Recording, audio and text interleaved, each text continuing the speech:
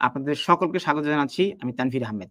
People's question অনুষ্ঠানে আজকে আমাদের মুখোমুখি হচ্ছেন বাংলাদেশের প্রাণী সম্পদ মন্ত্রী এবং মৎস্য এবং প্রাণী সম্পদ মন্ত্রী। তিনি সাবেক আওয়ামী লীগ সরকারের মৎস্য এবং পানি সম্পদ মন্ত্রণালয়ের দায়িত্বে ছিলেন এবং একই সাথে তিনি বাংলাদেশ আওয়ামী লীগের প্রেসিডিয়ামের সদস্য। আমার সাথে উপস্থিত রয়েছেন স্টুডিওতে আব্দুর রহমান। আব্দুর রহমান, আপনাকে স্বাগত জানাচ্ছি। ধন্যবাদ। সম্ভবত এটি প্রথম আপনার সরাসরি টেলিভিশন সাক্ষাৎকার, অর্থাৎ কোনো গণমাধ্যমকে এটি আপনি প্রথম সাক্ষাৎকার দিচ্ছেন 5ই আগস্ট বাংলাদেশে অভ্যুত্থান পরবর্তী সরকার গঠিত হওয়ার পর। জি, অসংখ্য ধন্যবাদ। আপনি কেমন আছেন? আছি আলহামদুলিল্লাহ, ভালোই আছি। ভালো আছেন। তো দর্শক, আপনারা যারা এই অনুষ্ঠানটি লাইভ দেখছেন তারা সাবেক এই মন্ত্রীকে সরাসরি প্রশ্ন করতে পারবেন এবং আমাদের যে ইউটিউব চ্যানেলটি রয়েছে পলিটিক্যাল নিউজ ইউকে, এই ইউটিউব চ্যানেলটি সাবস্ক্রাইব করুন এবং সেখানে আপনারা মন্তব্য করলে আমরা নিশ্চয়ই আমাদের এই সাক্ষাৎকার সময়ে সুবিধাজনক সময় আমরা জনাব আব্দুর রহমানকে আপনাদের প্রশ্নগুলো করব। জনাব আব্দুর রহমানকে যারা সরাসরি লাইভ দেখছেন, আমি তার রাজনৈতিক পরিচয়টি একটু জানিয়ে মূল আলোচনায় যাব। তিনি 80-র দশকে রাজনীতিতে জনাব আব্দুর রহমানের হাতেখড়ি হয় এবং 1984 সালে তিনি ঢাকা বিশ্ববিদ্যালয়ে হাতেখড়ি অনেক আগেই হয়েছে, আগে হয়েছে। মানে মূলত তিনি ছাত্রলীগের প্রচার সম্পাদকের দায়িত্ব তিনি পান 80-র দশকে, তাই কি? তাহলে আমি যদি ভুল করে থাকি আপনি। আমি 72 সালে বাংলাদেশ ছাত্রলীগ ফরিদপুর জেলা শাখার প্রচার সম্পাদক ছিলাম। একই সঙ্গে ফরিদপুর গভর্নমেন্ট ইয়াসিন কলেজের দুইবার নির্বাচিত সহসাধারণ সম্পাদক এবং সাধারণ সম্পাদক ছাত্রছাত্রী সংসদে নির্বাচিত। যাই হোক, আমি 70-এর দশকটি মিস করেছি। আমি আসলে 80-র দশক থেকে শুরু করেছিলাম। ধন্যবাদ আমাকে কারেক্ট করবার জন্য। 1984 সালে তিনি ঢাকা বিশ্ববিদ্যালয়ের পড়ার সুবাদে ছাত্রলীগে যোগ দিয়েছেন। 1986 সালে তিনি কেন্দ্রীয় ছাত্রলীগের সাধারণ সম্পাদক নির্বাচিত হন এবং 2002 সালে আওয়ামী লীগের সাংগঠনিক সম্পাদক হিসেবে নির্বাচিত হন এবং 2008 সালে নবম জাতীয় সংসদে ফরিদপুর 1 আসনে নির্বাচিত হয়েছেন এবং তিনি 1,05,000 ভোটের ব্যবধানে জয়লাভ করেছিলেন এবং 2024 সালের সাম্প্রতিক সর্বশেষ যে নির্বাচন, সেই নির্বাচনে তিনি 48,000 ভোটের ব্যবধানে এমপি নির্বাচিত হয়েছিলেন এবং তিনি মৎস্য এবং প্রাণী সম্পদ মন্ত্রণালয়ের সর্বশেষ মন্ত্রী হিসেবে দায়িত্ব পালন করেছিলেন। তো 5ই আগস্টের পর আপনার বর্তমান অবস্থা যদি একটু বলতেন, আপনি কোথায় আছেন, কেমন আছেন? আমি নিরাপদে আছি, ভালো আছি। তো নিরাপদে আছেন এবং ভালো আছেন, আমি জানি নিশ্চয়ই আপনাকে কথা দিয়েছি আপনার অবস্থানের নিরাপত্তার কারণেই আপনি অবস্থানটি বলছেন না, কিন্তু বাংলাদেশে যে পরিস্থিতি তৈরি হলো, কেন আপনাদের বাংলাদেশ থেকে সরে যেতে হলো? কোন পরিস্থিতিতে আপনারা অনুভব করলেন যে বাংলাদেশ এখন আর আপনার জন্য নিরাপদ নয়? কখন জানতে পারলেন সেটি? না, দেখুন, আমাদের এই বয়সের রাজনীতির প্রক্রিয়ায় বহু সরকার দেখেছি, বহু সরকার এসেছে এবং বহু সরকার গেছে এবং রাজনৈতিকভাবে নানা ধরনের চড়াই উতরাই এর মধ্যে আমাদের পার হতে হয়েছে। কিন্তু বর্তমান সরকারের মতো এমন স্বৈরাচার, এমন ফ্যাসিবাদ, দমন, পীড়ন, নিপীড়ন এবং কথা বলবার এতটুকু স্বাধীনতা, তার ছিদ্র পথ পর্যন্ত নাই। আজকে দেশে আইন শৃঙ্খলা বলতে কিছু নাই। আজকে মব জাস্টিসের নামে মব আক্রমণ হচ্ছে এবং যারা বিরোধী রাজনৈতিক শিবিরের নেতা কর্মী তাদেরকে গ্রেপ্তার করে নৃশংসভাবে নির্যাতন করা, আর যাদের গ্রেপ্তার করতে পারছে না তাদের উপর নানা ধরনের অত্যাচার নির্যাতন নেমে এসছে। সুতরাং 5ই আগস্টে একটা দখলদারকারী সরকার, এই ইউনূস সরকার, এবং এই 5ই আগস্টের পরে যেই ধরনের নিপীড়ন নির্যাতন বাংলাদেশের রাজনৈতিক পরিমণ্ডলে নেমে এসছে, বিশেষত আওয়ামী লীগের নেতাকর্মীদের উপরে, সেটি বর্ণনা করবার মতো ভাষা আমার নেই। সুতরাং ৫ই আগস্টের পট পরিবর্তনের কারণে আপনারা সকলেই জানেন যে বঙ্গবন্ধু কন্যা শেখ হাসিনাকে অস্ত্রের মুখে এবং জোর জবরদস্তি করে তাকে দেশ ত্যাগকে বাধ্য করা হয়। তারপরেই গ্রেপ্তার, গুম, খুন, নানা ধরনের নির্যাতনের কাহিনী আজও বাংলাদেশে চলছে। সুতরাং ৫ই আগস্টের পর আমাদের নেত্রী বঙ্গবন্ধু কন্যা শেখ হাসিনাকে যখন অস্ত্রের মুখে জোর করে দেশত্যাগে বাধ্য করা হয়, সেই থেকেই বলা চলে আওয়ামী লীগের নেতা কর্মী তাদের একদিকে যেমন জীবনকে রক্ষা করা, অন্যদিকে এই ফ্যাসিবাদ স্বৈর শাসক এদের বিরুদ্ধে বাংলাদেশের মানুষকে সংগঠিত করবার দায়িত্ব পালন করা। সুতরাং আচ্ছা, আপনি আপনি জনাব আব্দুর রহমান, আপনাকে থামাচ্ছি। আপনি বলছেন যে অস্ত্রের মুখে সাবেক প্রধানমন্ত্রীকে দেশ ত্যাগে বাধ্য করা হয়েছে। এই অস্ত্র কাদের অস্ত্র? সেনাবাহিনী না তার নিজের নিরাপত্তা বাহিনীর সদস্যরা? কে অস্ত্র দেখিয়ে ওনাকে দেশ থেকে মানে বিতাড়িত করলেন? তখন যারা ক্ষমতার অংশীদার ছিল তারাই। না, তিনি তো প্রধানমন্ত্রী হিসেবে দায়িত্ব পালন করছিলেন। তো তার নিরাপত্তা বাহিনীর সদস্যরা তো রয়েছে। আমাদের এই পিপলস কোয়েশ্চেন অনুষ্ঠানে গত একটি পর্বে সাবেক মানে আওয়ামী লীগের সাংগঠনিক সম্পাদক বলেছেন যে এটি কু হয়েছে, সামরিক কু হয়েছে। তো আপনিও কি বলতে চাইছেন যে এটি সামরিক কু হয়েছে?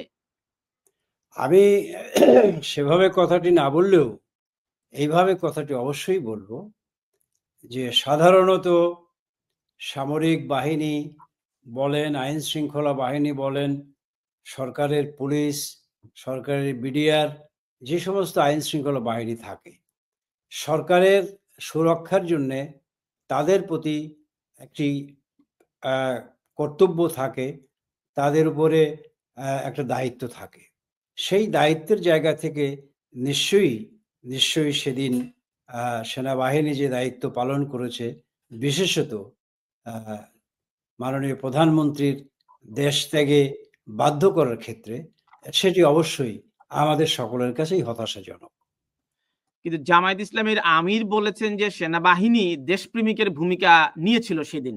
দেশপ্রেমিকের ভূমিকা নিয়েছিল, অভ্যুত্থানে ছাত্র জনতার সাথে সারা দেশের মানুষ যেভাবে রাজপথে নেমে এসেছিল, যেভাবে গণভবন ঘেরাও করেছিল, এতে করে তো সাবেক প্রধানমন্ত্রীর জীবন সংকট হওয়ার সম্ভাবনা তৈরি হয়েছিল। বরং সেনাবাহিনী তো তাকে নিরাপদে দেশ ত্যাগ করতে সহায়তা করেছে। তা না হলে তো আমি এখানে দুর্ঘটনা ঘটতো। আমি আমি এই ক্ষেত্রে আপনাকে একটা কথা বলি। সেটি হলো যে জামাত ইসলাম পাকিস্তানের দোসর ছিল। ১৯৭১ সালের আমাদের এই মহান মুক্তিযুদ্ধে সরাসরি বিরোধী ভূমিকা অবতীর্ণ হয়ে পাকিস্তানি সেই সেনা শাসকদের, পাকিস্তানি সৈন্যদের, পাক হানাদার বাহিনীদেরকে সহযোগিতা করেছিল। সুতরাং তারা যদি নিজেদেরকে দেশপ্রেমিক দাবি করে, আর সেই দেশপ্রেমিক শক্তি যদি সেই দিন কি বলে কাউকে যদি দেশপ্রেমিক বলে থাকে, সেই ক্ষেত্রে আমার আর এর বেশি কিছু বলার নেই।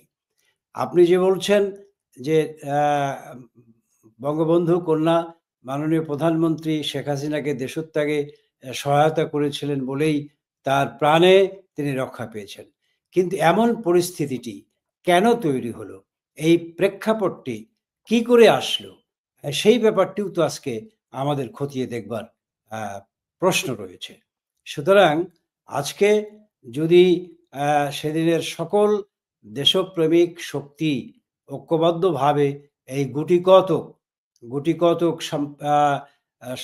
সাম্প্রদায়িক শক্তি, জঙ্গিবাদ শক্তি, সন্ত্রাসী শক্তি, তাদের উচ্ছৃঙ্খলতা, তাদের দানবীয় নারকীয় হত্যাযজ্ঞ এবং এক ধরনের একটা কিলিং মিশন সেই আন্দোলনের মধ্যে অনুপ্রবেশ করিয়ে যেই হত্যাকাণ্ড সংগঠিত করেছে এবং যার ফলে আজকে মানুষ অনেকাংশেই বিভ্রান্ত হয়েছে এবং তার ফলশ্রুতিতেই সেদিন গণভবন তারা যাবার সাহস পেয়েছিল। কিন্তু যদি আমি এখনো বিশ্বাস করি সেদিনের সেই আইন শৃঙ্খলা রক্ষার্থে, দেশ রক্ষার্থে, সরকার কে সুরক্ষা দেওয়ার জন্যে যারা নিয়োজিত ছিল, যারা নিয়মিত বাহিনী ছিল, তারা যদি তাদের সেই দায়িত্ব সুষ্ঠু সুন্দরভাবে পালন করত, দেশমাতৃকার জন্যে যদি তারা সেদিন সত্যি রুখে দাঁড়াতো, তাহলে এমন ঘটনা, এমন প্রেক্ষাপট তৈরি হবার কোনো কারণই ছিল না। ক্যাজুয়ালিটি তো আর আরো তারপর আরো আরো বেশি হত্যাকাণ্ড হতে পারত, এবং সশস্ত্র বাহিনীর প্রধান তো ছিলেন প্রধানমন্ত্রী, সাবেক প্রধানমন্ত্রী শেখ হাসিনা নিজেই সশস্ত্র বাহিনীর প্রধান ছিলেন। তো তার অধীনে থাকা সশস্ত্র বাহিনী তার নিজের নির্দেশনা মানছিলেন না। তো এটি কি প্রমাণ করে না যে রাষ্ট্রের প্রশাসনিক যন্ত্রটি ভেঙে পড়েছে আপনাদের উপর? পুরো দেশের মানুষের অনাস্থার কারণেই এই অভ্যুত্থান এবং আপনাদের পতন। মানুষের অনাস্থা আসবার কোনো কারণই নেই। আমি তো আপনাকে বলেছি, আজকে যদি বাংলাদেশের 18 কোটি মানুষের মধ্যে কয় লাখ মানুষ সেদিন রাস্তায় ছিল, আর এই রাস্তায় তাদেরকে আনবার জন্যে যেই প্রকারান্তরে উৎসাহ, উদ্দীপনা তাদেরকে যোগান দেওয়া হয়েছিল, তারা কারা করেছিল? এবং আপনি নিশ্চয়ই স্বীকার করবেন, আজকে বিপ্লব বলেন, বিদ্রোহ বলেন, অভ্যুত্থান বলেন, সেদিন এই ঘটনাটি ঘটে যারা গণভবনে সেদিন গিয়েছিল, গণভবনে গিয়ে তাদের ভূমিকা কি ছিল? কোনো বিপ্লবী, কোনো সংগ্রামী, কোনো আন্দোলনকারী, কোনো নেতা, রাজনৈতিক কর্মী এই গণভবনে মুরগি চুরি করতে পারে না। এই গণভবনে শাকসবজি চুরি করতে পারে না, হাঁস চুরি করতে পারে না, ছাগল নিয়ে টানাটানি করতে পারে না। সুতরাং একথা নির্দ্বিধায় বলা যায় যে তারা কোনো ক্রমেই একটা ইতিবাচক রাজনীতির কোনো কর্মী বা কোনো নেতা, তারা সেদিন গণভবন আক্রমণ করেছিল, এ কথা আমরা নিশ্চয়ই স্বীকার করব না। সেদিন 5ই অবশ্যই অগাস্ট ঘটবার আগে আপনি একজন দলের দায়িত্বশীল ব্যক্তি এবং শীর্ষ নেতাদের একজন। আপনি একজন দায়িত্বশীল মন্ত্রীর দায়িত্ব পালন করছিলেন। তো 5ই আগস্টের সাবেক প্রধানমন্ত্রীর পদত্যাগের আগে আপনাদের সাথে শেষ কখন কথা হয়, বা মিটিং এ আপনি সেই মিটিং এ উপস্থিত ছিলেন কিনা? প্রেসিডিয়ামের মিটিং তো একটি হয়েছে, সেই মিটিংটিতে আপনি উপস্থিত ছিলেন কিনা? আমাদের সাথে সর্বশেষ সভা 3 তারিখে হয় এবং 3 তারিখ পর্যন্ত আইন শৃঙ্খলা রক্ষা বাহিনী এবং যারা সরকারের সুরক্ষা দেওয়ার জন্য নিয়োজিত, তারা সকলেই দেশপ্রেমিক নিয়মিত বাহিনীর সদস্য হিসেবে দায়িত্ব পালন করবেন এবং তারা এই ধরনের উচ্ছৃঙ্খলতাকে মোকাবেলা করবেন বলেই মাননীয় প্রধানমন্ত্রীকে অবহিত করেছিলেন, এবং সেই কথাটি আমরা তার কাছ থেকে জানতে পেরেছিলাম। মানে ইনক্লুডিং সেনাবাহিনী এবং সশস্ত্র বাহিনীর সদস্যরা সবাই? জি। তো তাহলে 3 তারিখের মিটিং এ সশস্ত্র বাহিনীর সদস্য সহ আইন শৃঙ্খলা রক্ষাকারী বাহিনীর সদস্যরা সবাই যদি শেখ হাসিনাকে রক্ষা করবার জন্য বা নিরাপত্তার দায়িত্বে আশ্বস্ত করে থাকেন, তাহলে 5 তারিখে এই পদত্যাগ করতে হলো কেন? দেখুন, আপনি এইভাবে আমাকে যেই কথাটি জানতে চান, আমি আপনাকে স্পষ্টতই বলতে চাই যে এই 5 তারিখের ঘটনাটা আজকের যিনি এই অন্তর্বর্তী সরকারের প্রধান উপদেষ্টা, তিনি নিজেই বলেছেন যে ইট ওয়াজ মেটিকুলাসলি ডিজাইন, এবং সেই ডিজাইনের অংশ হিসেবেই 5 তারিখের ঘটনাটা ঘটেছে। সুতরাং এই জায়গায় একটা মানে আমাদের দেশের যেই সমস্ত আন্দোলনের নামে যারা রাস্তায় ছিল তারা তো বটেই, তারপরেও একটা বিদেশি শক্তি, এবং সেই শক্তি একটা মহাশক্তিধর শক্তি, তারাও এই আন্দোলনের পেছনে কলকাঠি নেড়েছিল বলে আমরা জানি এবং দেশবাসী সেটি মনে করে। সুতরাং সামগ্রিকভাবে সমস্ত অপশক্তি এই একটা দেশপ্রেমিক গণতান্ত্রিক সরকার প্রধান বঙ্গবন্ধু কন্যা শেখ হাসিনা সরকারকে উৎখাতের জন্য সম্মিলিতভাবেই সেদিন তারা সেই সচেষ্ট হয়েছিল এবং দুর্ভাগ্যজনক হলেও সত্য যে 5 তারিখে তারই একটা পরিণতি আমরা সেদিন প্রত্যক্ষ না করেছিলাম। কিন্তু জনগণের যে দাবি এবং যে সমস্ত দুর্নীতির যে শ্বেতপত্রগুলো প্রকাশিত হয়েছে, গুম কমিশনের যে প্রতিবেদন প্রকাশিত হয়েছে, আপনি যদি আমাকে একটু সাহস দেন, আমি একটু বলতে চাই যে দুর্নীতির নিশ্চয়ই। শ্বেতপত্র যে প্রতিবেদন প্রকাশিত হয়েছে 2 ডিসেম্বর 2024 সালে, সেখানে উল্লেখ করা হয়েছে বিগত 15 বছরে আওয়ামী লীগের শাসনামলে 28 লাখ কোটি টাকা দুর্নীতি হয়েছে এবং 23,400 কোটি ডলার বিদেশে পাচার হয়েছে এবং গড়ে প্রতি বছর 1,80,000 কোটি টাকা আপনারা পাচার করেছেন। এটি গ্লোবাল ফিনান্সিয়াল ইন্টিগ্রিটি রিপোর্টের প্রতিবেদন। এই প্রতিবেদন আপনাদের এই সীমাহীন দুর্নীতির কারণে সাধারণ মানুষ আপনাদেরকে আর ক্ষমতায় দেখতে চায়নি। এই দায় আপনারা স্বীকার করবেন কিনা? না, নিশ্চয়ই এই ঢালাও দায় তো অবশ্যই স্বীকার করব না। এবং এটি একটি ফ্যাশনে পরিণত হয়েছে। লক্ষ, লক্ষ, হাজার, হাজার কোটি টাকা। সুতরাং আমি এই কথা নির্দ্বিধায় বলতে চাই যে শ্বেতপত্র তারা প্রকাশ করেছে বা নানা ধরনের উদ্ধৃতি দিয়ে তারা এসব কথা বলছে। আমি বলব সুনির্দিষ্টভাবে এই অর্থ পাচারের বিষয়টি সরকার তদন্ত করুক এবং সেই তদন্তে যদি প্রমাণিত হয় এবং এর সঙ্গে যারা জড়িত সেই জড়িত ব্যক্তিদের যদি আইনানুগ ব্যবস্থা গ্রহণ করে, সেই জায়গায় আমরা বরং সাধুবাদ জানাবো, স্বাগত জানাবো।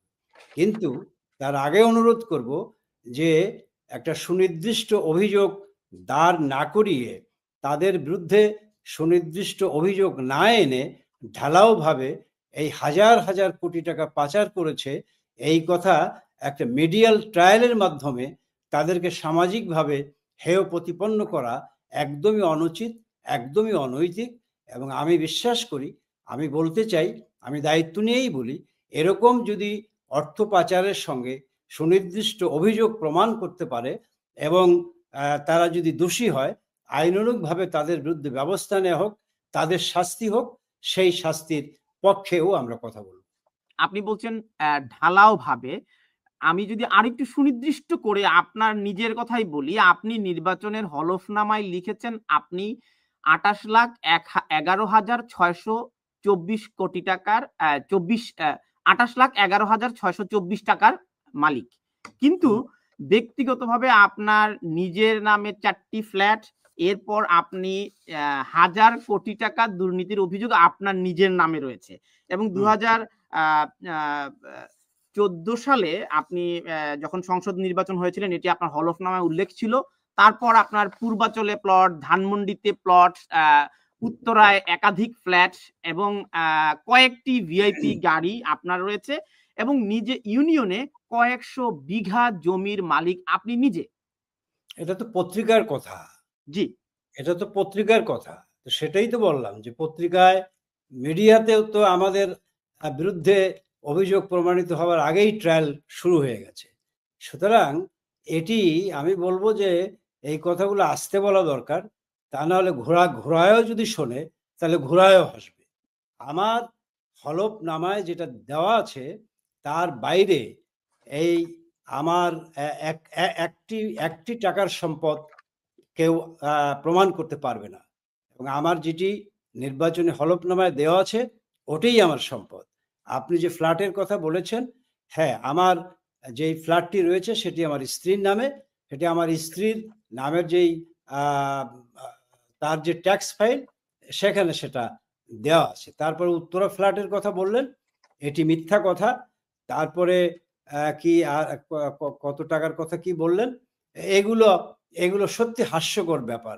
এবং আমি মনে করি যে তারা এগুলো তদন্ত করুক, প্রমাণ করুক এবং আমি যদি সেই তদন্তে, সেই প্রমাণে যদি দোষী সাব্যস্ত হই, আমি যে কোনো শাস্তি মাথা পেতে নেব। সুতরাং আমি বলব যে এই সমস্ত কথাবার্তা একজন সৎ এবং নির্ভীক রাজনৈতিক কর্মীর, রাজনৈতিক নেতৃত্বের চরিত্র হননের যে অপচেষ্টা, সেটি একদমই বিরাজনীতিকরণের যেই পরিকল্পনার অংশ, সে কথা বলতে এবং কারো বুঝতে বাকি থাকবার কথা নয়। আপনাদের বিরুদ্ধে আরো একটি বড় অভিযোগ, আপনারা গত 15 এবং বছর। আমি আপনাকে শোনেন, আমি আপনাকে বলি, যেহেতু আপনি আমার প্রশ্নটি এনেছেন, আমি আমি চ্যালেঞ্জ করি যে আমার আ আ কি বলে যে জ্ঞাত আয় বহির্ভূত কোনো সম্পদ নাই। এবং এবং আমি আপনার মাধ্যমে বলতে চাই যে আমার বিরুদ্ধেও তদন্ত করুক এবং এর সত্যতা প্রমাণ করুক। এটিও আমি চাই। সুতরাং ঢালাওভাবে কোনো কথা বলে কারো চরিত্র হনন করা এটি নিহায়েতই অনৈতিক এবং এক ধরনের অপরাধমূলক শাস্তি। অসংখ্য ধন্যবাদ। আপনি আমাদের এই প্রশ্নটির জবাব দিয়েছেন। কিন্তু আপনি বলছিলেন যে সাধারণ মানুষ এবং অন্যান্য রাজনৈতিক নেতৃবৃন্দ, যে বাংলাদেশে অন্য যে বিরোধী রাজনৈতিক দল রয়েছে, আপনারা যখন ক্ষমতায় ছিলেন বিরোধী রাজনৈতিক দলের নেতাকর্মীদের আপনারা ঢালাওভাবে গ্রেফতার করেছেন। হত্যা এবং গুমের সাথে আপনারা আওয়ামী লীগ জড়িত রয়েছে। গুম কমিশনের প্রতিবেদন বলেছে 15 বছরে ১,৫০০-এরও বেশি গুমের ঘটনা ঘটেছে, যার 27% কোনো হদিস নেই এবং 73% ভিকটিমেরই খোঁজ মিলছে না। এবং এই 450 জন তারা প্রত্যেকেই বিরোধী রাজনৈতিক দলের সদস্য। দেখুন, এটি একটি রাজনৈতিক বক্তব্য এবং আ রাজনৈতিক বক্তব্য। আপনি জানেন যে একটা গুম কমিশনের তদন্ত একটা কমিশন করেছিল এবং সেই তদন্ত কমিশনের যিনি প্রধান ছিলেন, তিনি নিজেই বলেছেন এই গুমের মতো যেই ঘটনা যেভাবে বলা হয় এবং আয়নাঘর নামক যেই কাল্পনিক আ একটি বা কি বলে যে নির্যাতনের কাহিনীর কথা সামনে নিয়ে আসা হয়, এর কোনো ভিত্তি নেই। আমি অবশ্যই বলব যে বাংলাদেশ আওয়ামী লীগ যখন সরকারে ছিল, সেই সরকার আ কি বলে সামগ্রিকভাবেই আমরা সবকিছু ঠিকমতো করতে পেরেছি। সবকিছুই আমাদের ঠিক ছিল। এ দাবি কর না যদি আমি নাও করি, তাহলে নিশ্চয়ই বলব যে যেই অভিযোগগুলো আজকে আওয়ামী লীগের বিরুদ্ধে আনা হচ্ছে, এটিকেও আমি ঢালাও অভিযোগ বলব। এটিকেও আমি রাজনৈতিক অভিযোগই বলব। সুতরাং সেই ধরনের যে অভিযোগের কথা তারা বলছে, এই অভিযোগের ক্ষেত্রেও আমি একই কথাই বলতে চাই যে না, এই সুনির্দিষ্ট অভিযোগগুলো আসলে এসেছে, আমি দুঃখিত আপনাকে থামানোর জন্য। আ অন্তর্বর্তী সরকারের প্রধান উপদেষ্টা প্রফেসর ডক্টর ইউনূস বলেছেন যে ১,৬৭৬ টি গুম যাচাই বাছাই করা হয়েছে ভিকটিমদের আবেদনের প্রেক্ষিতে। এটি তো সরকার বলছে না। এই ভিকটিমরা বলছেন তাদের পরিবারের সদস্যদের তারা খুঁজে পাচ্ছেন না। সেই তথ্যগুলো যাচাই বাছাই করে ৭৫৮ জনের গুমের তথ্য যাচাই বাছাই করে তাদের এই প্রতিবেদনটি প্রকাশ করেছে গুম কমিশন। হুম। তো ৭৫৮ টি পরিবারের আ আ কি বলে যে নিখোঁজ বা গুম হওয়ার কথা বলেছে। তো সুতরাং এটি এটি সরকার প্রধানের কাছে বলেছে। সুতরাং তাদের পরিচয়, তারা কারা এবং তারা তাদের কোন আত্মীয়স্বজন, তাদের কোন পরিবারের সদস্যরা নিখোঁজ হয়েছে, গুম হয়েছে, সেই ব্যাপারে তো জাতির সামনে পরিষ্কার না করে রাজনৈতিকভাবে যদি আ আ এই আ আ সরকারকে, বঙ্গবন্ধু কন্যা শেখ হাসিনা সরকারকে দোষারোপ করা হয়, তাহলে এটা নেহায়েতই রাজনৈতিক অভিযোগ। এর বাইরে আমার কিছু বলার নেই। এটিও আপনি এরপরেও বলছেন। এরপরেও এরপরেও সরকারকে বলব যে এরপরেও সরকারকে বলব যে আ এরও তদন্ত করুক এবং এরও সুনির্দিষ্ট অভিযোগের ভিত্তিতে তারা তাদের তদন্ত করে যদি সুনির্দিষ্টভাবে এর প্রমাণ পায় এবং সেই প্রমাণ পাওয়ার ক্ষেত্রে যারা সংশ্লিষ্ট এর সঙ্গে জড়িত ছিল, তারা যদি দোষী হয়, নিশ্চয়ই তারা শাস্তি দেবে এবং সেই শাস্তির ব্যাপারে আমাদের কোনো বক্তব্য থাকবে না। আ জনাব আব্দুর রহমান, আপনি গণ অভ্যুত্থানকেও মানতে রাজি না। দুর্নীতির বিষয়টিও আপনারা মানতে রাজি না। গুমের বিষয়টিও আপনি অস্বীকার করছেন। কিন্তু একটি দেশে নির্বাচন পরিচালনা করতে হলে সকল রাজনৈতিক দলের সমান অংশগ্রহণও নিশ্চিত করা এবং সকলকে রাজনীতির পরিবেশ তৈরি করে দেওয়াও তো অ্যা উম মানে ক্ষমতাসীন রাজনৈতিক দলটির দায়িত্ব। কিন্তু আপনারা 2008 সালে আপনারা তত্ত্বাবধায়ক সরকার বাতিল করে দিলেন, 2014 সালে বিরোধী দল ছাড়া একতরফা নির্বাচন করলেন, 2018 সালে আপনারা একাদশ সংসদ নির্বাচনে আগের রাতে ব্যালট বাক্স ভর্তি করে আপনারা একটা রাতের ভোট বলা হয় এটাকে, সেই একটি বিতর্কিত নির্বাচন আপনারা করলেন, এবং 2024 সালে এসে নিজের রাজনৈতিক দলের নেতা কর্মীদেরকে বিরোধী দল বানিয়ে স্বতন্ত্র নির্বাচন করে আপনারা আরেকটি নির্বাচন করলেন। তো আপনারা কি মনে করেন না ধারাবাহিকভাবে এই 16 বছরে আপনার রাজনৈতিক দলের নেতার একচ্ছত্র আধিপত্যে আপনারা আসলেই ফ্যাসিবাদ হয়ে উঠেছিলেন বলে একটা বিপ্লব হয়েছে? নিশ্চয়ই নিশ্চয়ই নিশ্চয়ই আমি স্বীকার করি না, নিশ্চয়ই আমি স্বীকার করি না।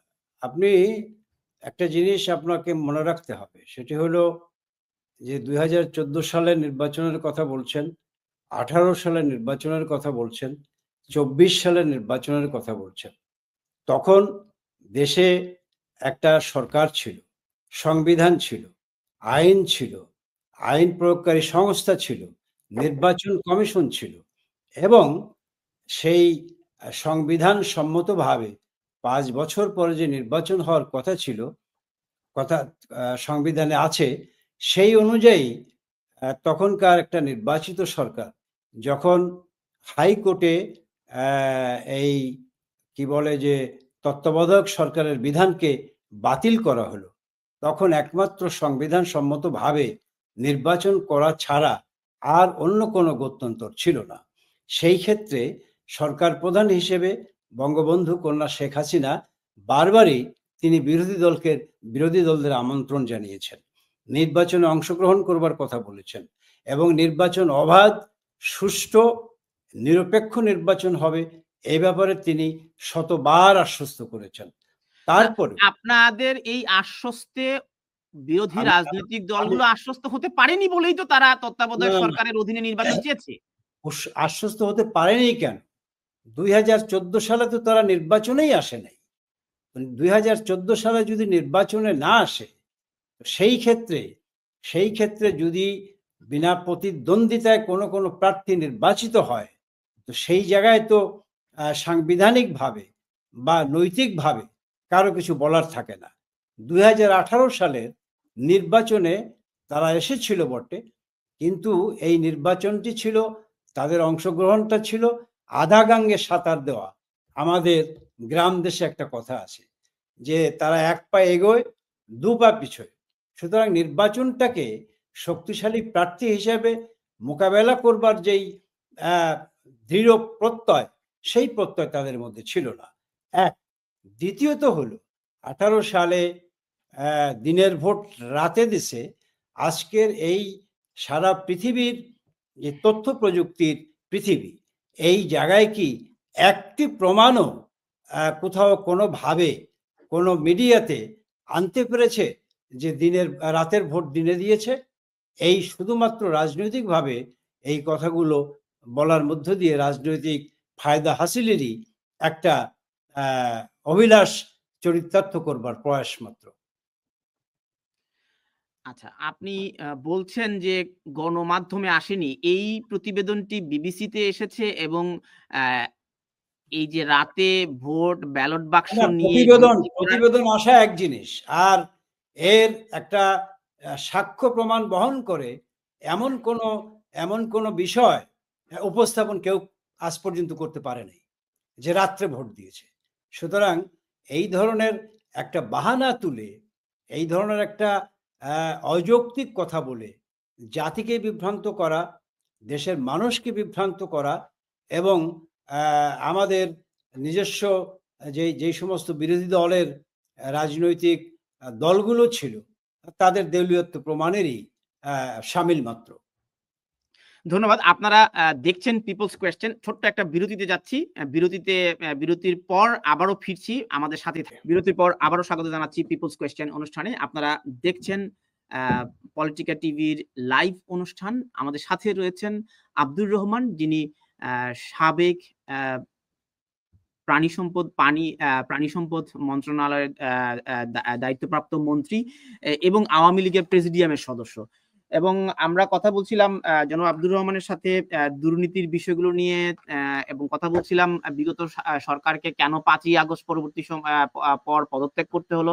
এখন আমরা যেতে চাই সামনের দিনগুলোতে আওয়ামী লীগ এর অবস্থান কি হবে। হ্যাঁ, ঠিক আপনারা কি চাইছেন? নির্বাচন চাইছেন নাকি সংস্কার চাইছেন? এই বিষয়টি নিয়ে ছটি কমিটি করেছে অন্তর্বর্তী সরকার।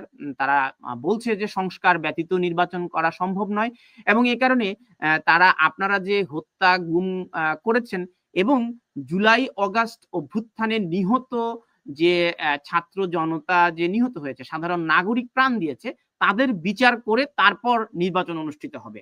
এই বিষয়ে আপনার মন্তব্য কি?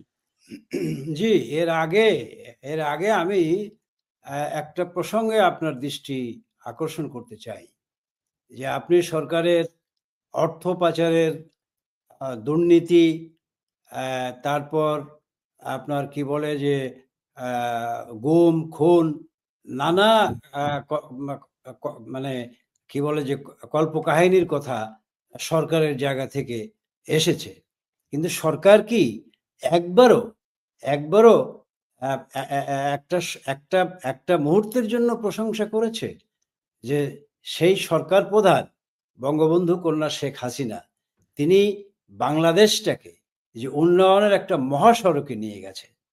বঙ্গবন্ধু কন্যা শেখ হাসিনা যে একটা অভাবনীয়, অকল্পনীয়, অসাধ্যকে সাধন করে তিনি পদ্মা সেতুর মতো একটা সেতু বাংলাদেশের মানুষকে উপহার দিয়েছে, এলিভেটেড এক্সপ্রেস করেছেন, তিনি বঙ্গবন্ধু টানেল নির্মাণ করেছেন এবং বাংলাদেশে প্রায় 25,000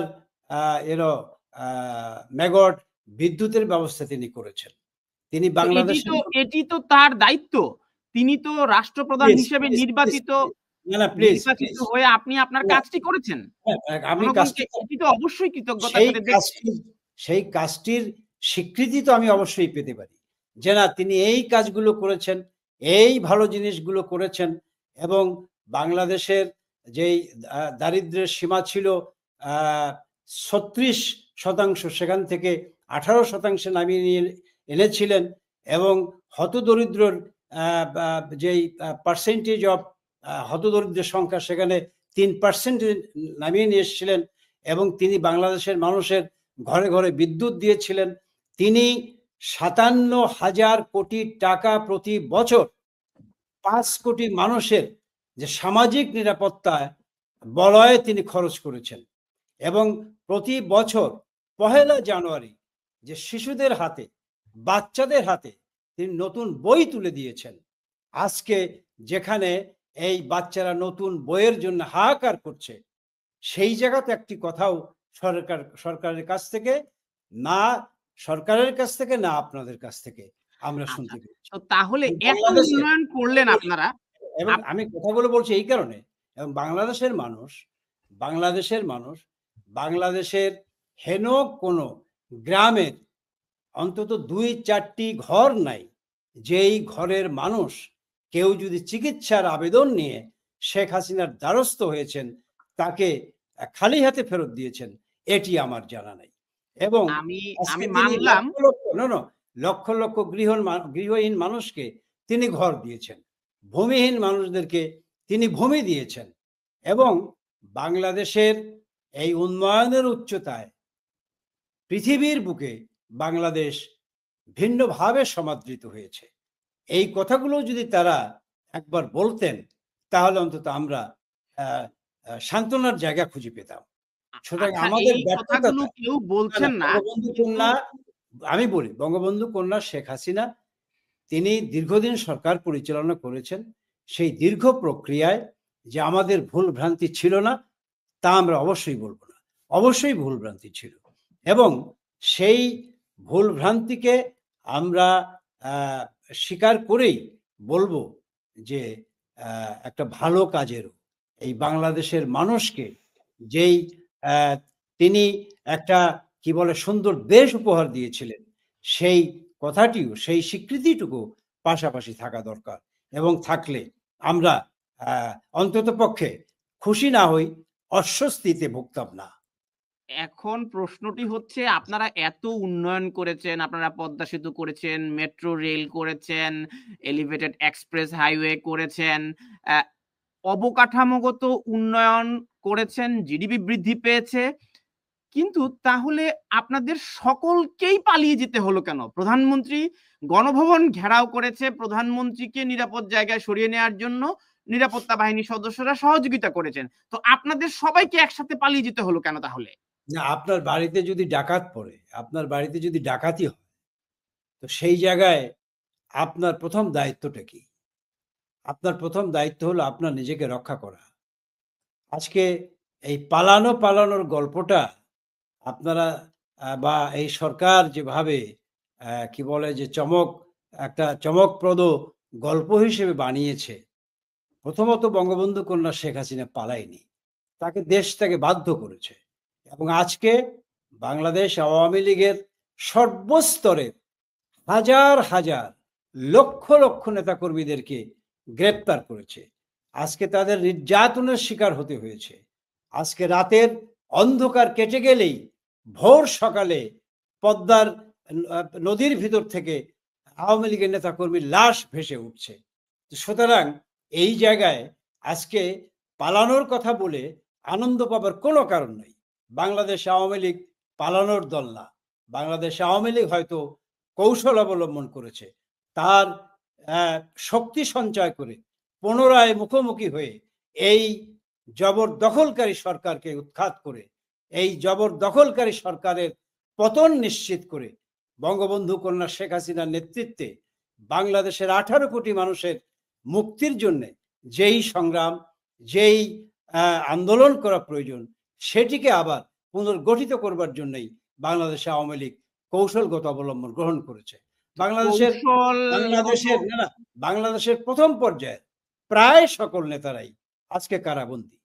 আজকে যারা কৌশলে তারা তাদের অবস্থান পরিবর্তন করে তারা নিজেদেরকে সামলিয়ে আগামী দিনে একটা বৃহত্তর আন্দোলনের প্রস্তুতির জন্য, বৃহত্তর সংগ্রামের জন্য নেতা কর্মীদেরকে নিয়ে সংগঠিত হচ্ছে, সেই জায়গায় কি আপনি বলতে চান যে ওই যারা গ্রেপ্তার হয়েছে তারা যদি প্রাণ দিতে পারত, তারা যদি হত্যাকাণ্ডের শিকার হতে পারত, তাহলে খুশি হতো এই সরকার।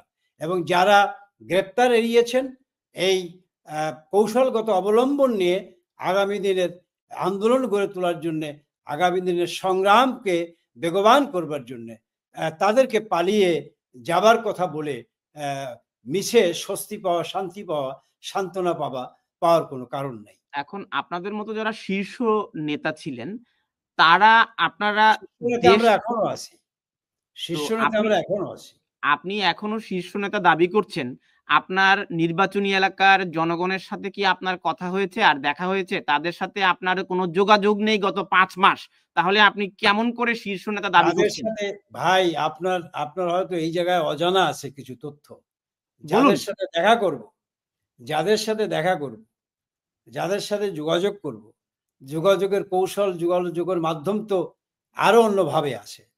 সুতরাং তাদের শারীরিকভাবে সাক্ষাৎ করে যোগাযোগ করবার যাদের সাথে করব, তারাই তো ঘরে নাই, তারাই তো বাড়িতে নাই, তারাই তো গ্রাম ছাড়া, তারাই তো ঘর ছাড়া। আপনি তাহলে এইভাবে আন্ডারগ্রাউন্ডে থেকে কতদিন আপনারা রাজনীতি করবেন? আমরা এই ধরনের রাজনীতির সাথে আমরা বহুভাবেই পরীক্ষিত, বহুভাবেই অভ্যস্ত।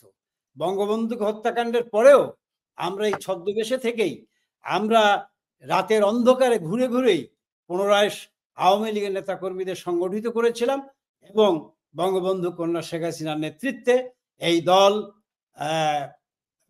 কি বলে যে পিছনের সমস্ত ব্যর্থতা, গ্লানি দূর করে দিয়ে সামনে মাথা উঁচু করে দাঁড়িয়েছিল, এই দলকে ক্ষমতায় এনেছিল।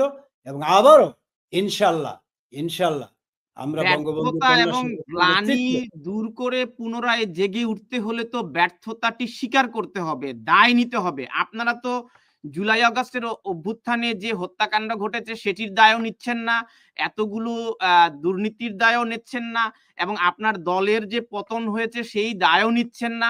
এখন যে নেতাকর্মীরা আপনাদের কোনো দিক নির্দেশনা পাচ্ছে না, আপনার দলে যে এখন কোনো চেইন অফ কমান্ড নেই, কোনো স্পোক পারসন নেই, তো কেমন করে আপনি জেগে উঠবেন?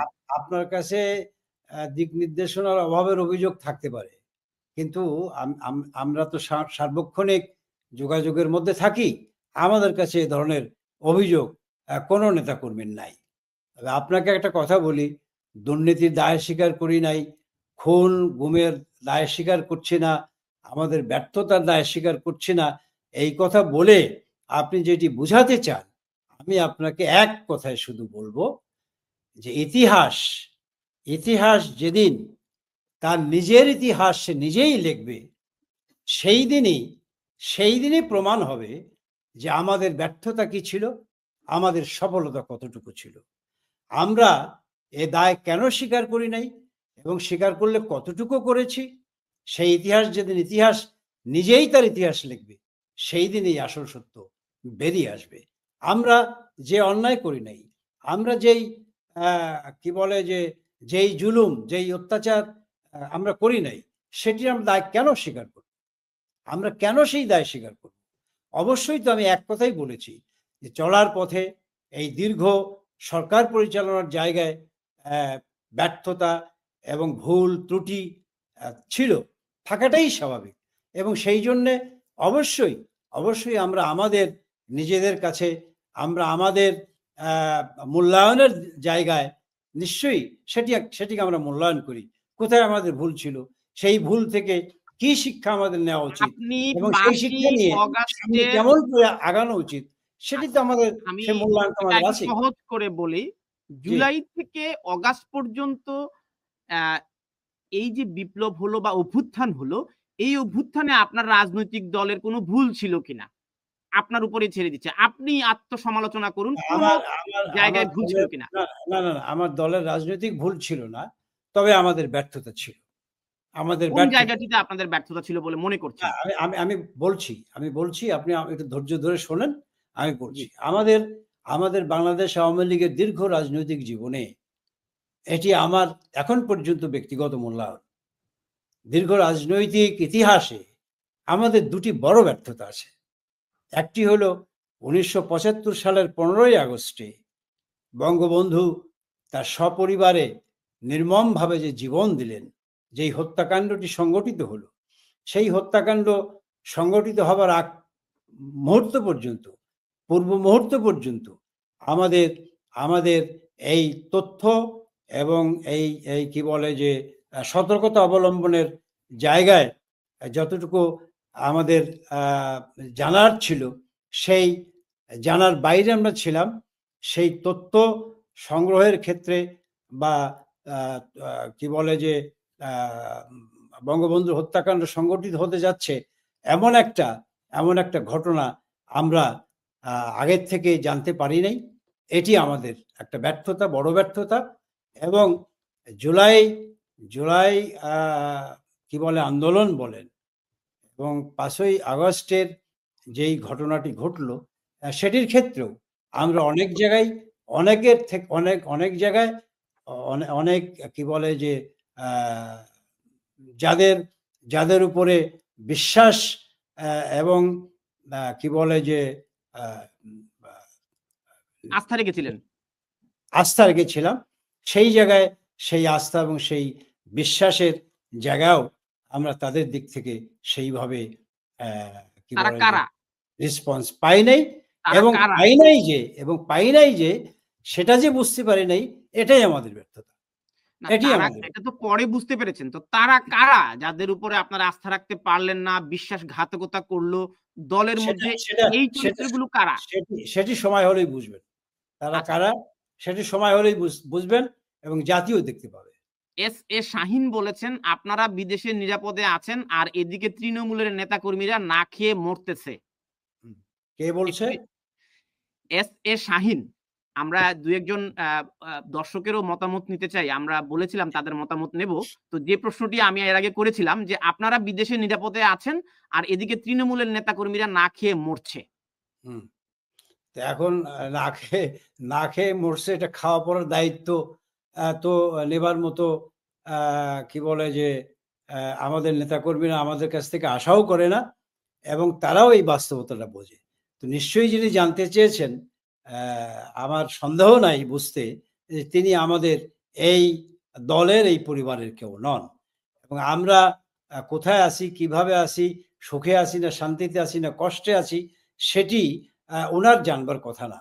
সুতরাং একটা কথাই বলবো যে একজন রাজনৈতিক কর্মী হিসেবে এই দলের দলের অবশ্যই একটা পরীক্ষাকালীন সময়ে আমাদের মূল লক্ষ্য হলো যে যেখানে যে অবস্থায় অবস্থানগত জায়গা থাকুক না কেন, আমাদের আমাদের আবার উঠে দাঁড়াবার প্রস্তুতি নিতে হবে, আমাদের ঘুরে দাঁড়াবার প্রস্তুতি নিতে হবে, এবং সেই ঘুরে দাঁড়াবার প্রস্তুতি নেওয়ার জন্যে যেখানে যতটুকু যে সময় যা করা প্রয়োজন আমরা সেইটুকুই তা করছি।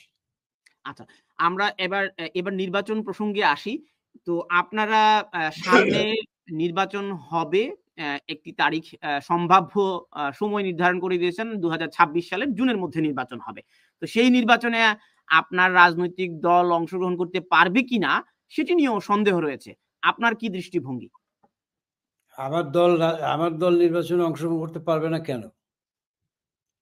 এই কথা বলবার ওরা কারা? কারা বলে এই কথা? ওদের এই ম্যান্ডেট কে দিয়ে? ছাত্র সমন্বয়করা বলছে, যারা হ্যাঁ, কারা? অভ্যুত্থান করে আপনাদের পতন ঘটিয়েছে, ছাত্র সমন্বয়করা বলছে আপনাদের বিচার না করে নির্বাচনে অংশগ্রহণ করতে দেবে না।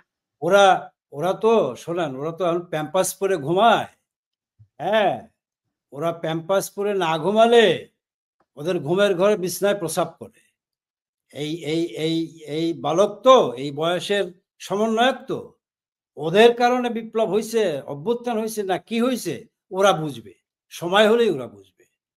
এবং ওদের কাছ থেকে ওই ছায়া শক্তি একটু একটু হাত তুলে নিক, তারপরেই ওরা বুঝবে যে ওদের কারণে অভ্যুত্থান হয়েছে, ওদের কারণে বিপ্লব হয়েছে না কি হয়েছে, ওরা নিশ্চয়ই তা টের পাবে। সুতরাং ওদের কথা বলবেন না।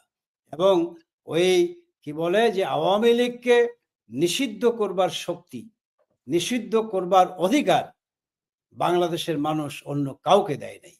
সুতরাং লেট দি পিপল ডিসাইড যে আওয়ামী লীগ নির্বাচনে অংশগ্রহণ করতে পারবে কি পারবে না।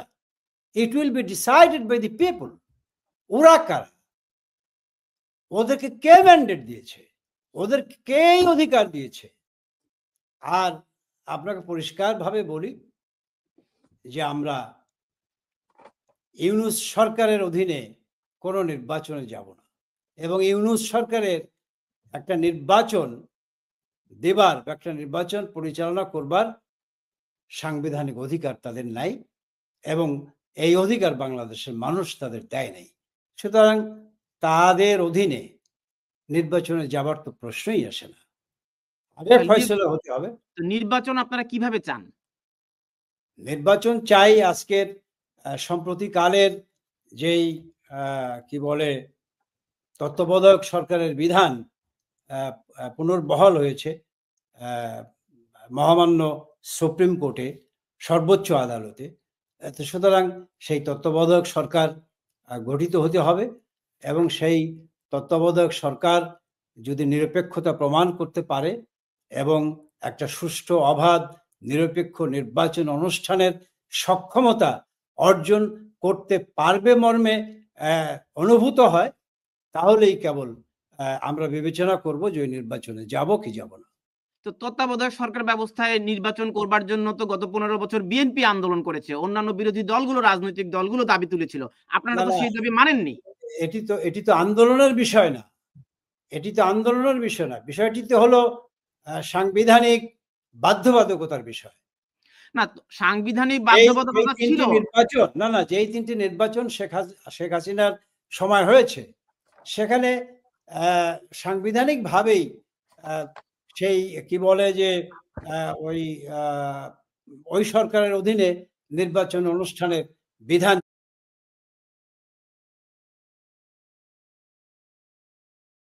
ছিল, এবং সেই মোতাবেকই নির্বাচন হয়েছে।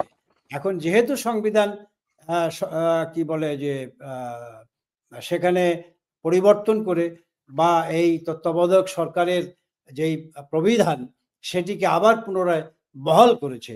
সুতরাং সেই জায়গায় আমরা তো সবসময় সংবিধানকে মানি, সংবিধানের রায়কে মানি, মহামান্য উচ্চ আদালতের রায়কে আমরা সম্মান করি। সুতরাং তাদের সেই রায়কে আমরা অবশ্যই কি বলে যে সম্মান করি, আমরা শ্রদ্ধা করি, আমরা আমাদের আনুগত্য প্রকাশ করি। তো তাহলে তত্ত্বাবধায়ক সরকারের অধীনে নির্বাচন অনুষ্ঠিত হলে আপনারা সেই নির্বাচনে অংশগ্রহণ করবেন, ডক্টর ইউনূসের অধীনে নয়? নিশ্চয়ই না, নিশ্চয়ই না। তাহলে তত্ত্বাবধায়ক সরকারের প্রধান, এই সরকার তো একটা অবৈধ সরকার। আচ্ছা, তো তাহলে নির্বাচনে আপনারা জোট গঠন করে নির্বাচনে প্রতিদ্বন্দ্বিতা করতে আগ্রহী কিনা, নাকি এককভাবে নির্বাচন করবেন? সেটি এখনো it is very early two comment.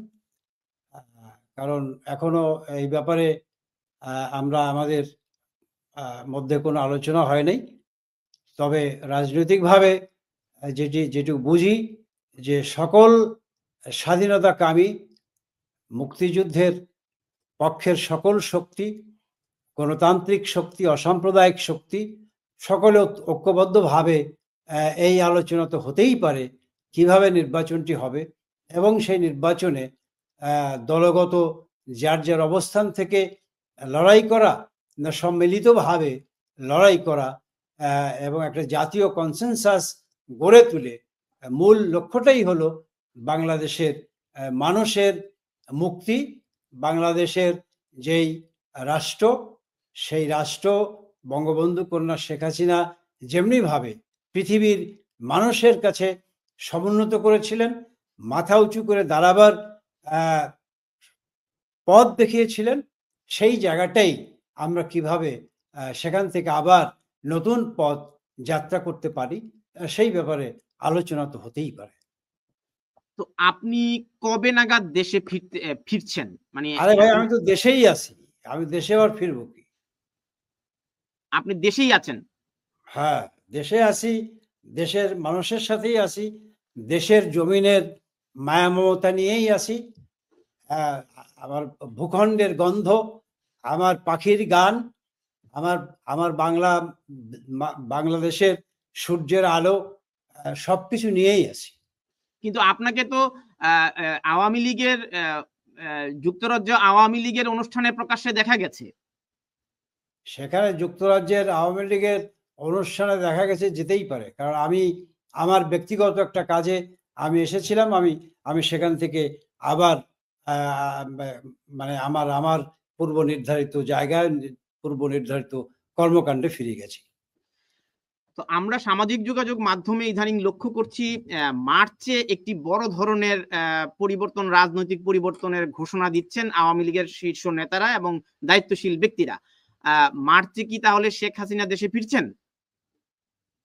Sheikh Hasina এখন দিন তারিখ ঠিক করে তো আর বলতে পারি না বা বলতে চাই না। তবে যে কোনো সময় তিনি দেশে ফিরতে পারেন।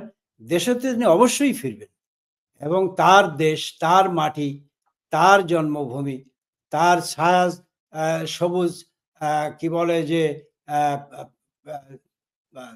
জন্মভূমি, সেখানে তিনি ফিরবেন না কেন? নিশ্চয়ই তিনি ফিরবেন। এবং এটি আপনি যে মার্চের কথা বলতেছেন তার আগেও হতে পারে। এবং এক কথায় বলতে চাই যে মাননীয় প্রধানমন্ত্রী বঙ্গবন্ধু কন্যা শেখ হাসিনা তিনি অবশ্যই তার স্বদেশের মাটিতে যাবেন, তার মানুষের কাছে তিনি ফেরত যাবেন। বাংলার মানুষের যেই ভালোবাসা নিয়ে তিনি পিতামাতা হারানোর পরে বেঁচে আছেন, নিশ্চয়ই সেই মানুষকেই তিনি আবার তাদেরকে নিয়েই তিনি আগামী দিনের পথ চলবেন। তো আমরা যে বিষয়টি জানতে চাইছি, শেখ হাসিনা এবং তার দলের শীর্ষ নেতাদের সাথে, বিশেষ করে আপনি একজন সভাপতি মণ্ডলীর সদস্য, আপনাদের দলীয় কর্মকাণ্ড নিয়ে, দলীয় দিক নির্দেশনা নিয়ে আপনাদের কোনো আলোচনা হচ্ছে কিনা, এবং সেই রাজনীতিটি আপনারা কিভাবে পরিচালনা করছেন এভাবে আত্মগোপনে থেকে? দেখেন, আজকালকার তো যে আপনার সাথে সাক্ষাৎকার দিচ্ছি, তাই না? এটা যে প্রক্রিয়ায় দিচ্ছি, এই একই প্রক্রিয়ায় আমাদের দলের যিনি প্রধান, তার নির্দেশনা, তার সঙ্গে যোগাযোগ, এগুলো এইভাবেই হচ্ছে এবং সেই নির্দেশনা মোতাবেকই আমরা এখন পর্যন্ত আমাদের কাজকর্ম করছি এবং আগামী দিনেও আমাদের আমাদের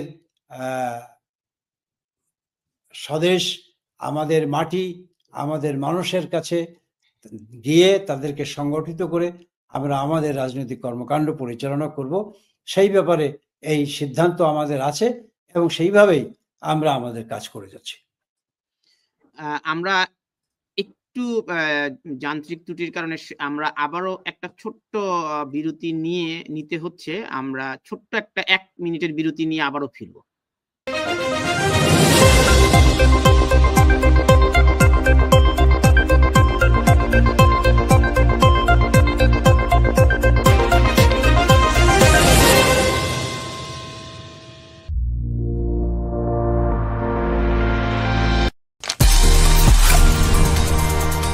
IPCO, one of the most famous household brands,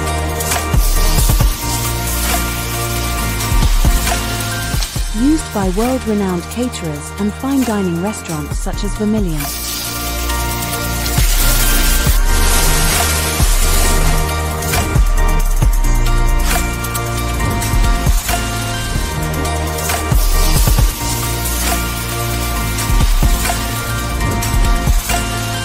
IPCO brand selects only the best products for our customers.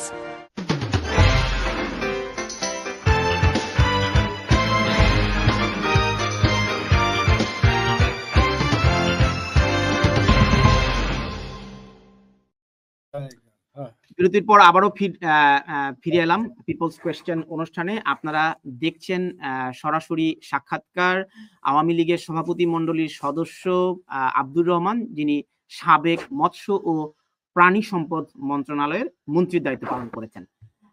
জনাব আব্দুর রহমান, আমরা জানি যে বর্তমানে চিকিৎসার জন্য সাবেক প্রধানমন্ত্রী বেগম খালেদা জিয়া লন্ডনে আছেন এবং বিএনপি চেয়ারপারসন এবং সিনিয়র ভাইস চেয়ারম্যান তারেক রহমানও আছেন। তো আপনারা সেই সময়ে বেগম খালেদা জিয়াকে কারাবন্দী করে রেখেছিলেন জিয়া অরফানেজ ট্রাস্টের মামলা দিয়ে এবং তার বিরুদ্ধে 37টি মামলা ছিল, কিন্তু অন্তর্বর্তী সরকার এসে সবগুলো মামলা থেকে তাকে খালাস দিয়ে তিনি চিকিৎসা নিতে এসছেন।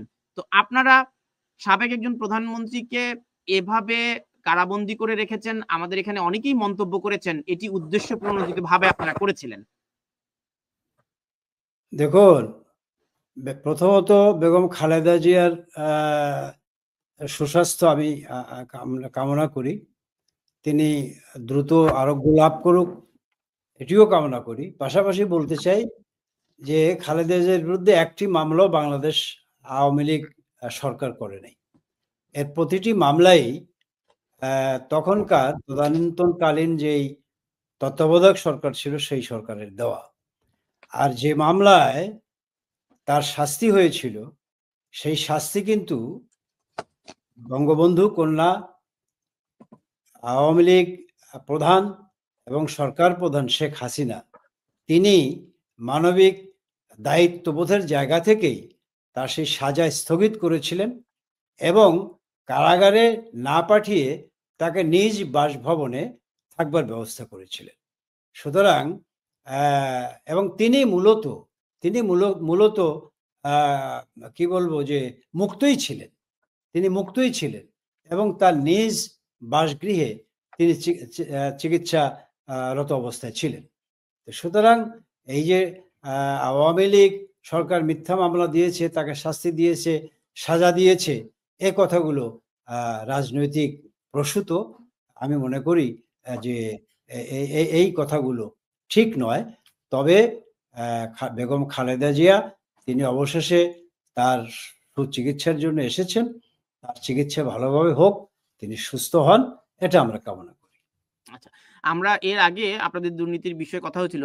আমরা জানি যে সম্প্রতি সময়ে আপনার বিরুদ্ধে যে মামলাটি হয়েছে সেই সুনির্দিষ্ট মামলাটি নিয়ে যদি আপনি একটু বলতেন। 5ই আগস্ট ঢাকায় বাড্ডায় ব্র্যাক বিশ্ববিদ্যালয়ের সামনে সিরাজুল ব্যাপারী নামে এক যুবককে হত্যার অভিযোগে আপনাকে ওটা ভাই আমি চিনিও না, জানিও না, এবং ওই সময় ওই অবস্থায় ওই ব্র্যাক ইউনিভার্সিটিতে যাবার কি বলে যে প্রশ্নই ওঠে না, সুযোগও হয় নাই।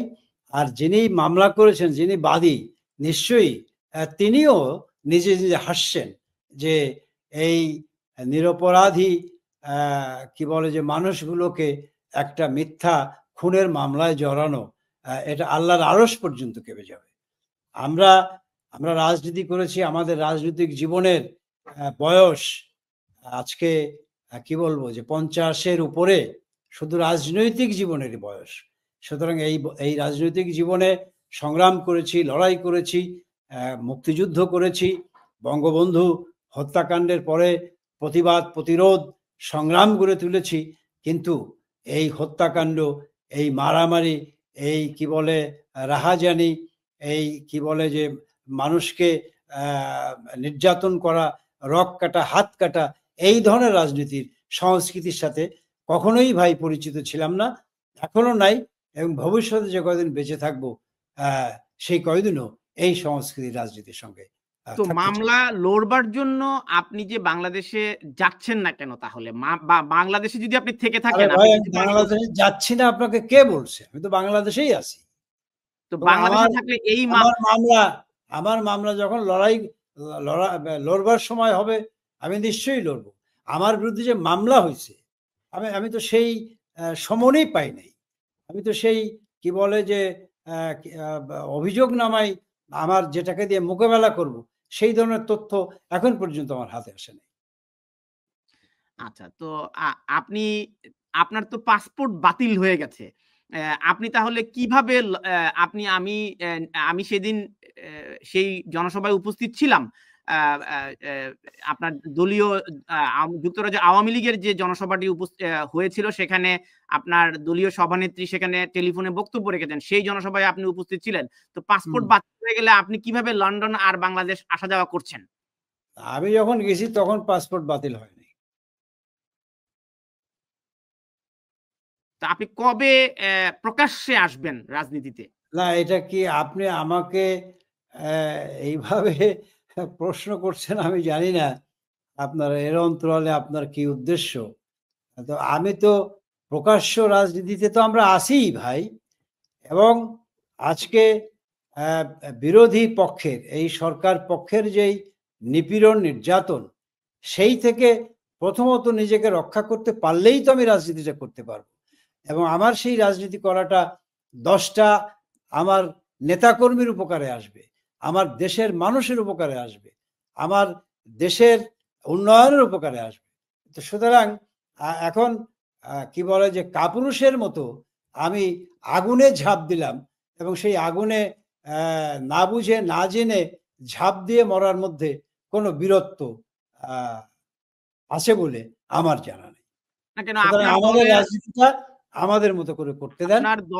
আপনার দলেরও একজন শীর্ষ নেতা সাবির হোসেন চৌধুরী এবং সাবেক মন্ত্রী মান্নান সাহেব, তারাও তো মামলা মোকাবেলা করে জামিনে রয়েছেন, মামলাগুলো মোকাবেলা করছেন, তো আপনারা ভয় পাচ্ছেন কেন? দেখুন, আপনি এই প্রশ্নটি আসলে আপনার মতো করে আপনি করছেন।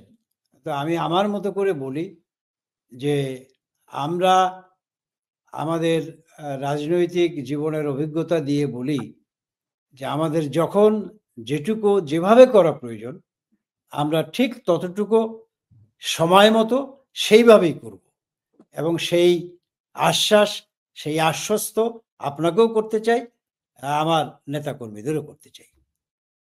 আচ্ছা, আপনার দল আমাদের অনুষ্ঠানের প্রায় শেষ পর্যায়ে চলে এসেছি, তবে আপনারা নির্বাচনে অংশগ্রহণ করতে চান, যেটি আপনি আগেও বলেছেন, কিন্তু আপনার ছবিটি অস্পষ্ট ছিল, অডিও কানেকশন আমরা লুজ করেছি বলে এই প্রশ্নটি আবারও করছি।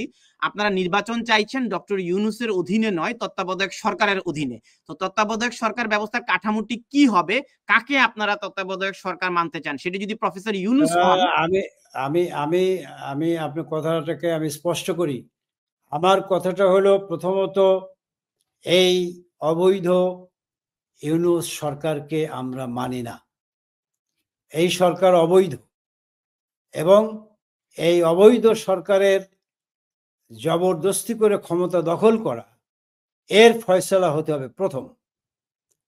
তারপরে আজকে সংবিধানে যেই তত্ত্বাবধায়ক সরকার ব্যবস্থার পুনর্বহালের কথা বলা হয়েছে, সেখানে রায় হয়েছে সর্বোচ্চ আদালতের রায়।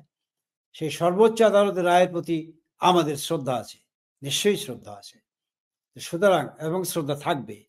সুতরাং সেই ব্যবস্থায় যেই নির্বাচন হবে, সেই নির্বাচন সেই তত্ত্বাবধায়ক সরকার যাকে দিয়েই গঠিত হোক, যারাই এই নির্বাচন পরিচালনার দায়িত্ব নিক, সেই বাংলাদেশের মানুষের কাছে অনুমিত হতে হবে যে তারা যথার্থ অর্থেই একটা নিরপেক্ষ, গ্রহণযোগ্য, সকল দলের অংশগ্রহণের মধ্য দিয়ে সুষ্ঠু নির্বাচন, অবাধ নির্বাচন করতে সক্ষম অনুমিত হবে। তখনই কেবল আমরা বিবেচনা করব যে আমরা সেই নির্বাচনে অংশগ্রহণ করব কি করব না। তো সেই প্রশ্নটি আমি রেখেছিলাম যে তত্ত্বাবধায়ক সরকারের প্রধান উপদেষ্টা যদি প্রফেসর ডক্টর ইউনূস হন, সেক্ষেত্রে আপনারা কি নির্বাচন করবেন কিনা? প্রশ্নই ওঠে না। উনি সংবিধানে পুনর্বহাল করছে তত্ত্বাবধায়ক নিরপেক্ষ সরকার। তো উনি কি নিরপেক্ষ সরকার প্রধান বলে মনে করেন আপনি? উনি তো একটা, আপনাদের দৃষ্টিতে কে নিরপেক্ষ, কাকে মানতে চান? আমাদের দৃষ্টিতে নিরপেক্ষ কে এখনই সেটি বলবার সময় আসে নাই। সেটি আরো অনেক পরের ব্যাপার, তখন আমরা বলবো। আমরা অনুষ্ঠান আমরা শেষ পর্যায়ে শেষ করব। আপনার সমাপনী বক্তব্য দেওয়ার জন্য আপনাকে আমি আরো 2 মিনিট সময় দিচ্ছি। আপনার নির্বাচনী এলাকা ফরিদপুর 1 আসনে, যেখান থেকে আপনি নির্বাচিত হয়েছিলেন সংসদ সদস্য হিসাবে, সেই এলাকার মানুষের জন্য আপনি কিছু বলতে চান কিনা? সর্বোপরি আপনি যে মন্ত্রণালয়ের দায়িত্বে ছিলেন, যে মৎস্য এবং প্রাণী সম্পদ মন্ত্রণালয়, ওভারঅল আপনি যদি আমাদের অনুষ্ঠানের মাধ্যমে আমাদের দর্শকদের জন্য আপনি যদি কিছু বলতে চান, আপনাকে শেষ সুযোগ দিচ্ছি। আমি আমার আর বিশেষ কিছু বলার নেই, শুধু এইটুকু বলি যে আজকে 5ই আগস্টের যেই মর্মান্তিক, হৃদয় বিদারক, অগ্রহণযোগ্য ঘটনা ঘটিয়েছে, সেই জায়গা থেকে বাংলাদেশের মানুষকে আমি আহ্বান জানাবো যে বঙ্গবন্ধু কন্যা শেখ হাসিনা, তিনি তার মানবিক জায়গা থেকে বাংলাদেশের মানুষকে আপন করে নিয়ে তিনি যেইভাবে উন্নয়ন উপহার দিয়েছেন, বাংলার মানুষের সার্বিক উন্নয়নের স্বার্থে তিনি নিরলসভাবে কাজ করে গেছেন। আজকে সেই দেশকে রক্ষা করবার জন্য পুনরায় বঙ্গবন্ধু কন্যা শেখ হাসিনার নেতৃত্বে একটা গণতান্ত্রিক, অসাম্প্রদায়িক রাজনৈতিক সংস্কৃতি গড়ে তুলে আমরা আমাদের দেশকে নতুন পথযাত্রায় আমরা সামিল হব, এই আহ্বান জানাই। সেই জায়গায় বাংলাদেশের মানুষকে আমরা কাছে পাবো, সাথে পাবো, এই প্রত্যাশাবাদ ব্যক্ত করি। পাশাপাশি আপনি যখন আমার নির্বাচনী এলাকার কথা বলেছেন, সেখানে আজকেই আমার কাছে একটি খবর এসেছে। গতকালকে মিজান নাম করে একজন আওয়ামী লীগ কর্মী রূপাবাদ ইউনিয়নে তার বাড়ি, তার পাটের গোডাউন ছিল, 300 মন পাট, সেই পাটের গোদাম আগুন ধরিয়ে জ্বালিয়ে পুড়িয়ে ছারখার করে দিয়েছে। আমি এর নিন্দা জানাই, এবং পাশাপাশি বলবো যে আমার নির্বাচনী এলাকার মানুষ তারাও জানে 2008 সালের নির্বাচনে আমাকে 1,05,000 ভোটের ব্যবধানে বিজয়ী করেছিল। পরবর্তী সময় বিনা প্রতিদ্বন্দ্বিতা নির্বাচিত হই। 18 সালের নির্বাচনে আমি অংশগ্রহণ করি নাই। আবার পুনরায় প্রবল প্রতিদ্বন্দ্বিতার মধ্য দিয়ে আমার সেই নির্বাচনী এলাকার মানুষ 48,000 ভোটের ব্যবধানে আমাকে বিজয়ী করে। এবং আমি নিশ্চয়ই, আমি গর্ব করেই বলতে পারি, আজ আমি ওই জনপদের সন্তান ছিলাম বলেই সেখানে কালুখালী ভাটিয়াপাড়া রেল পুনরায় প্রতিস্থাপন করতে সক্ষম হয়েছি। আজকে চন্দনা বারাসিয়া নদীর 66 কিলোমিটার নদী আমি পুনর্খনন করেছি এবং মাঝকান্দি থেকে ভাটিয়াপাড়া পর্যন্ত আঞ্চলিক মহাসড়ক করেছি। আমি হেন কোনো গ্রাম নাই যেই গ্রামে আমি পাকা রাস্তা করে দেই নাই। হেন কোনো ঘর নাই যেই ঘরে বৈদ্যুতিক আলোর ব্যবস্থা আমি করি নাই। এবং আমি এ পর্যন্ত 26টি শিক্ষা প্রতিষ্ঠানের এমপিও ভুক্ত করেছি এবং প্রত্যেকটা স্কুল, কলেজ, মসজিদ, মাদ্রাসায় মোট 66টি শিক্ষা প্রতিষ্ঠানে আমি উচ্চ মাধ্যমিক, মাদ্রাসা এবং মাধ্যমিক পর্যায়ে আমি সেখানে বিল্ডিং নির্মাণ করে দিয়েছি। 123টি প্রাইমারি স্কুলে নতুন বিল্ডিং করে দিয়েছি। সুতরাং আমি বিশ্বাস করি আমার অন্তর্নিশ্চিত, আমার প্রাণের সকল সঞ্চার দিয়ে, ভালোবাসা দিয়ে যেই এলাকার মানুষকে আমি ভালোবেসেছি তাদের পাশে আমি ছিলাম, আছি এবং আজীবন থাকব। সেই এলাকার মানুষের উন্নয়নের রথযাত্রায় আবার তাদের সঙ্গে আমার দেখা হবে, খুব শীঘ্রই দেখা হবে, এই প্রত্যাশাবাদ ব্যক্ত করে আপনাকে ধন্যবাদ জানিয়ে আমার কথা শেষ করছি। ধন্যবাদ। জয় বাংলা, জয় বঙ্গবন্ধু। অসংখ্য ধন্যবাদ জনাব আব্দুর রহমান, আপনি আমাদেরকে সময় দিয়েছেন এই ক্রান্তিকালে। সম্ভবত আমরা সৌভাগ্যবান এই কারণে যে আপনি এই দুর্যোগের সময়ে আত্মগোপনে থেকেও আমাদেরকে লাইভে এসেছেন, অনেক প্রশ্ন নিয়েছেন, অনেক চ্যালেঞ্জিং প্রশ্ন আপনাকে আমি করেছি। এগুলো আমার প্রশ্ন নয়, সাধারণ মানুষ আমাদের কাছে জানতে চান, বিভিন্ন গণমাধ্যমে আপনার সম্পর্কে এই তথ্যগুলো এসেছে। সেই কারণেই আমরা জনগণের প্রতিনিধিত্ব করতে গিয়েই সেই প্রশ্নগুলো আপনাকে তুলে ধরেছি। আমরা চেষ্টা করেছি। গণমাধ্যমগুলোকেও বলবো যে তাদের আরো একটু দায়িত্বশীল হতে হবে। এই যে একটা কথা আছে, আপনার ইউনিয়নে হাজার হাজার একর জমি আছে, একটা ইউনিয়নে সর্বমোট কয় হাজার একর জমি থাকে। তো আপনি যদি প্রতিবাদ না জানান, আপনি যখনই একটি প্রতিবেদন আসবে, এটিকে প্রতিবেদন আসবে, রিজয়েন্ডার আপনি দেবেন। এটিকে প্রতিবাদ জানাবার রুচি আমার নাই। না, রুচি থাকুক আর না থাকুক, গণমাধ্যমে যখন একটি সংবাদ প্রকাশিত হয়, আমি অবৈধভাবে আমি বিশ্বাস করি এবং আমার নিজের প্রতি সেই ইমানি বিশ্বাস আছে যে আমার জীবনে, আমার জ্ঞাতসারে আমি কোনো 4টি পয়সার অবৈধ কোনো সম্পদ আমি অর্জন করি নাই। এক কথা আমি বলবো। অসংখ্য ধন্যবাদ আপনাকে আমাদেরকে সময় দেওয়ার জন্য। দর্শক, আপনারা যারা দেখেছেন এবং পরবর্তীতে এই অনুষ্ঠানটি দেখবেন, তাদেরকে আমরা কৃতজ্ঞতা জানাচ্ছি, ধন্যবাদ জানাচ্ছি। যারা মন্তব্য করেছেন, আমরা কিছু মন্তব্য নিয়েছি। আর ব্যক্তিগতভাবে যারা আক্রমণ করেছেন, নেতিবাচক মন্তব্য করেছেন, যেগুলো গণমাধ্যমে প্রচারযোগ্য নয়, আমরা সে ধরনের মন্তব্যকে সবসময় নিরুৎসাহিত করি। পলিটিকা টিভির সাথে এতক্ষণ লাইভ অনুষ্ঠানটি দেখার জন্য আপনাকে ধন্যবাদ। আপনাদের সকলের প্রতি কৃতজ্ঞতা। শুভরাত্রি।